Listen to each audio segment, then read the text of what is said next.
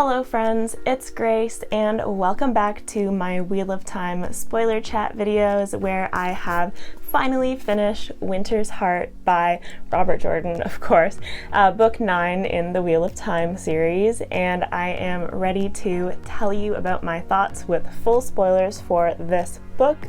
If you're new here, this is my first time reading through the series, so I will talk about spoilers from Winter's Heart, but I don't know anything beyond that. So please, I would ask you to not spoil things for me in the comments that happen beyond book 9. That would be much appreciated. And let's get right into it for my thoughts on Winter's Heart. I honestly don't think that I have as much to say about this book as I have had to say about some of the other books in the series. Of course, it is also one of the shorter ones, so that makes sense as well. But I always say that, and then these videos end up being super long anyway, so we will, of course, see what happens. So we sort of have 4 main storylines in this book. We begin with Perrin and Faile, which I'm considering together as one storyline because they are kind of interacting with the same plot line, and with Perrin's goal being to find and save Faile, what's going on with Faile is obviously intertwined with that goal. And then in our second storyline, we have Elayne, Birgitte, and Aviendha in Caemlyn trying to solidify Elayne's claim to the Lion Throne, and then that continues throughout the book. And then our third storyline is with sort of Rand and Nynaeve rolled in together because they have their goal to cleanse the male half of the One Power.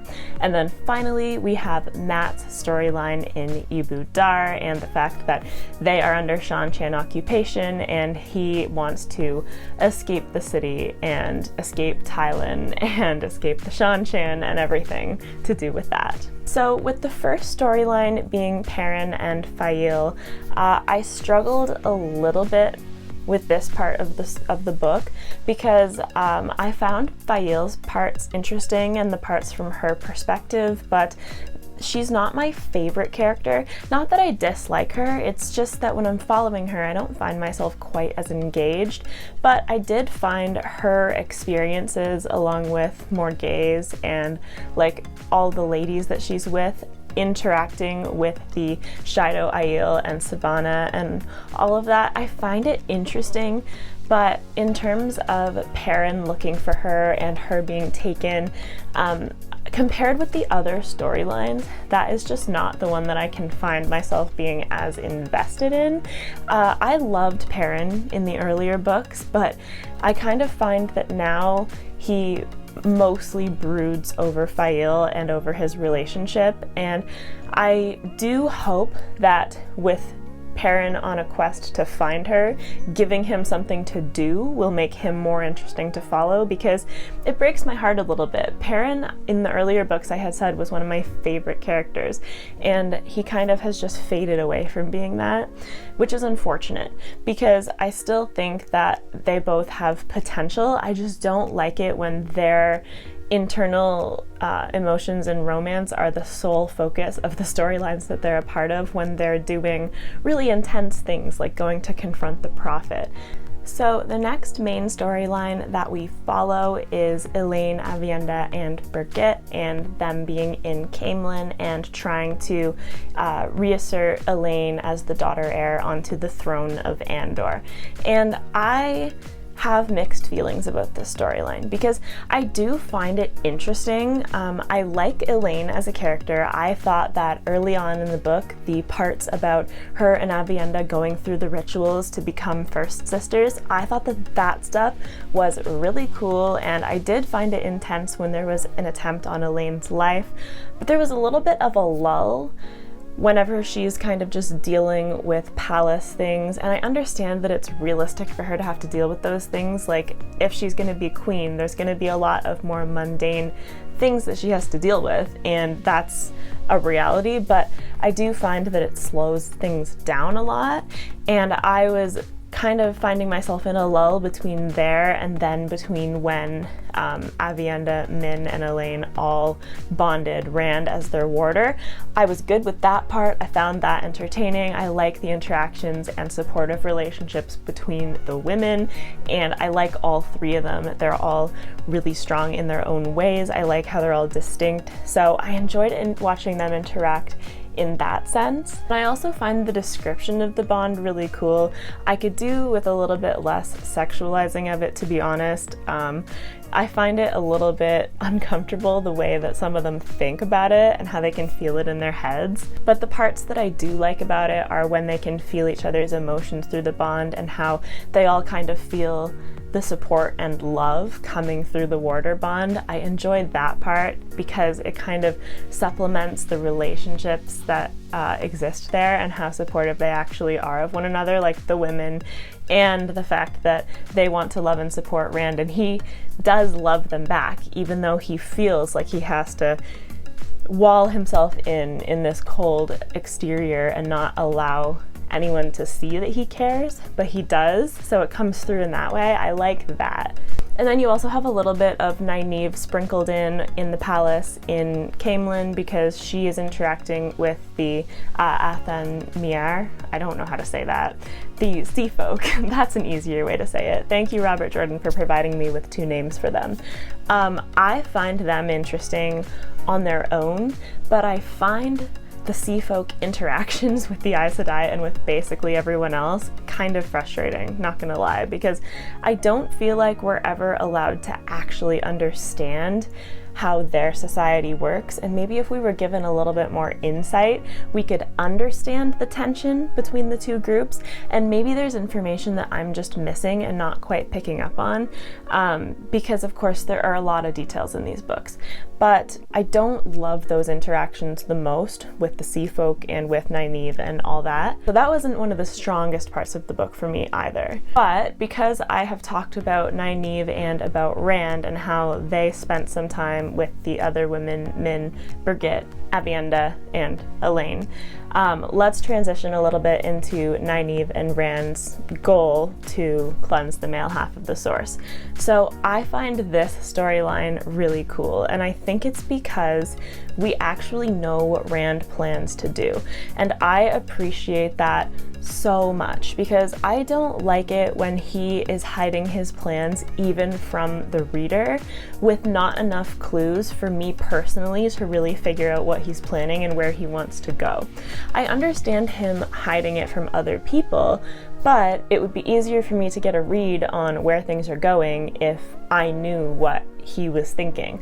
So in this sense, with Rand's actual plan to cleanse the male half of the source and the fact that Min makes him tell her the plan, I appreciated that so much because I was way more engaged in what Nynaeve and Rand were trying to do. I felt like the build-up and the payoff, and I really enjoyed watching them in Far Madding, and I liked the interactions with Cadsuan and Varen and kind of the other Aes Sedai where you think they're on your side, and even if they are on the side of the light, they all have their own agendas. You can't quite pin them down. So I really liked that Rand was trying to, he kind of had a dual goal where he was trying to go to Far Madding to kill Asha'man, but they also had the plan to cleanse the male half of the source, which is a really, really cool prospect that I couldn't wait to see whether it worked for them or not. And that is definitely a big part of why, despite me slogging through some of the earlier parts of this book actually had one of my favorite endings in the entire series. Because when the people of Far Madding actually capture Rand and put him in a box, you can really feel his PTSD about that, which that's the most emotion that I've felt from Rand in a long time. That's the most connected to him that I have felt, is when he actually has like a genuine reaction to something that happens to him, because he tries to be cold as ice and hard as stone so much of the time that it doesn't really, like, I think that it's a cool journey that he's going on and I can observe that, but I don't actually feel connected to it, if that makes sense. So I started to feel connected to him again. I really enjoyed the parts all the way through from what Cadswan sacrificed to get him out of there to them going to Shadar Logoth. But I'm gonna hold off on talking about that just for a little bit because I want to jump over to Mat's storyline, since that happens a little bit before the end of the book and then we have the climax. So Mat honestly probably is my favorite character. I was so happy to have him back in this book because I spent basically all of book 8 waiting to see what happened to Mat, and we finally got him back. I'm always engaged in what Mat is doing. I don't know what it is about the way that Robert Jordan writes Mat, but it's his internal monologue, it's the way that he acts and the way that he thinks. I'm always interested in what he's doing and I'm always entertained. And so the main thing that we see Mat do is try and look for a way out of an Ebou Dar that is under Seanchan occupation. But of course, in true Mat fashion, he has to add a whole bunch of wrinkles to the plan, which one of them is the fact that a golem is still looking for him, and another one is the fact that he has promised to save 3 Aes Sedai from being Daemon. And he obviously needs help to pull this off if he is going to save 3 women who can channel from the Seanchan, because that is not something that they are going to relinquish very easily. And then another main thing here is that we see the appearance of the daughter of the 9 moons, and I believe her name would be pronounced Tuon. And Tuon is a very interesting figure because the Seanchan are another people where even when I feel like I have a sense of their hierarchy, I still don't really fully understand it because of the way that the outsiders have observed the way that their supposed servants act and who they take orders from versus who are like totally subjugated. It's a very interesting system, and I still find the Seanchan to be a very interesting people, and I am so glad that we got a payoff for the daughter of the 9 moons.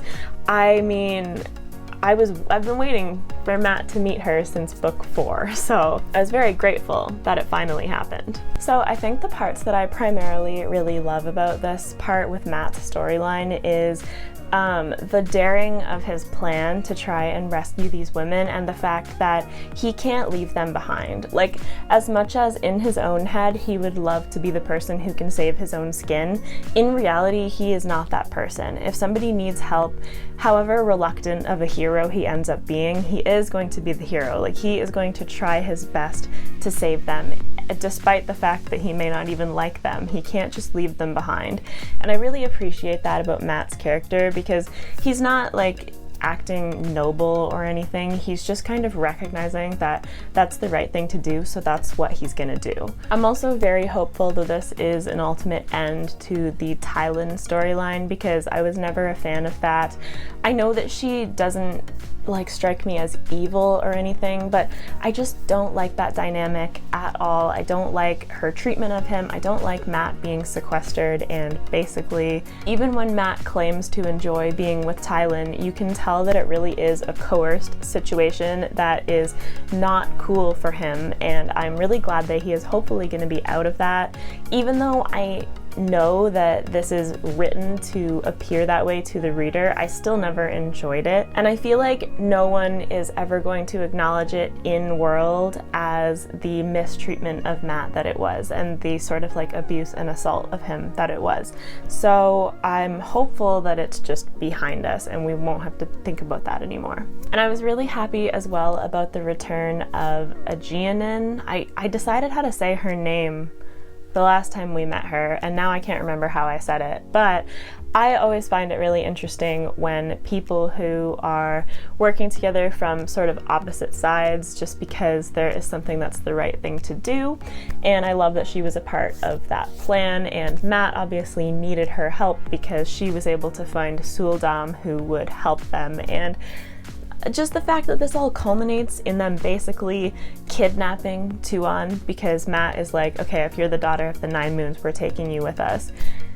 I loved the whole thing. I loved the whole Ebou Dar storyline, and I'm very excited to see where this takes them next. So that was kind of the beginning of the end of the book, and that is when I started really enjoying myself. And then there are some things that I mentioned earlier, like what Nynaeve and Lan and Rand do in Farmatting that happens closer to the end of the book, but I already kind of mentioned that and mentioned them getting out of the city after killing Ashaman and like interacting with Perrin and Faile.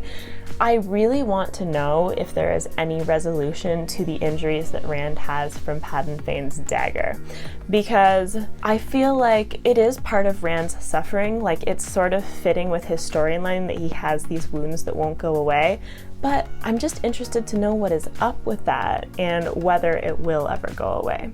It's just something that I think about. However, to get back to Rand and Nynaeve and the Ashaman and the Aes Sedai and Cadswan, this honestly was one of my favorite endings, and one of the reasons why is because I thought that it was really well paced. I find that with some of these endings, even if I like the events that are happening, they feel very sudden to me and then the book ends.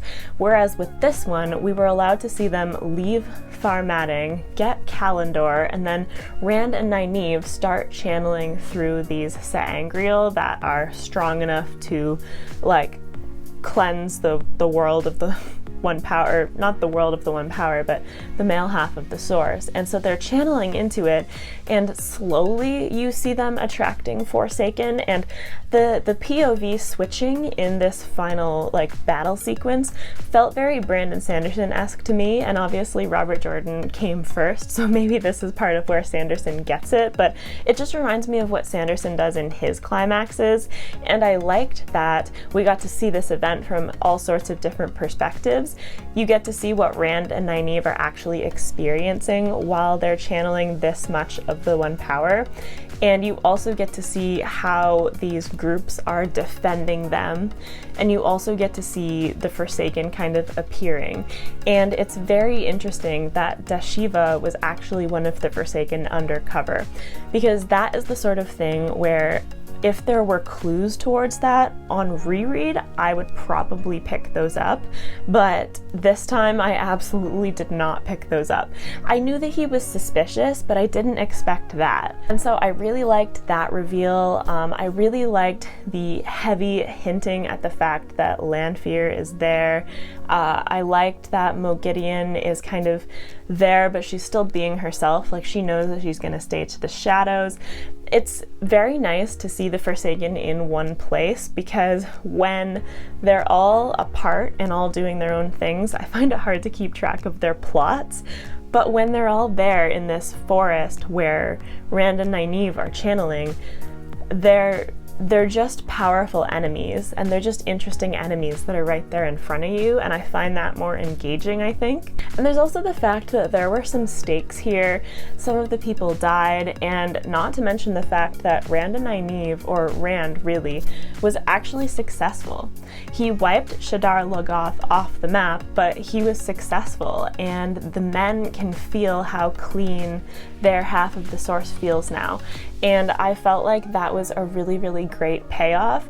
This ending was drawn out just long enough for me, like it was the perfect pacing for it. So I loved it. I really, really, really enjoyed the end of this book. So I'm sure that there are things that I'm forgetting to talk about here, because I did read this over a lot longer of a span of time than I would usually read a Wheel of Time book, but I think that I hit the important points and talked about my feelings on some of the important events in this book, and how my feelings really shifted from sort of slogging through the first half of this to really loving the end and being able to get through the last 25% of it a lot more quickly. So I hope that I recognized some of the strengths, and I think that I was fair in talking about some of the things that I didn't like. However, I would love if you dropped a comment and let me know what you thought. Again, please no spoilers past this book. But I really hope that you enjoyed this video. Like if you liked it, subscribe if you want to see more content from me. I will continue doing these Wheel of Time spoiler chats as I finish more books in the series, and with my other videos, I generally post every Monday and Thursday. So I hope that you have a fantastic rest of your day, and I will see you in the next one. Bye!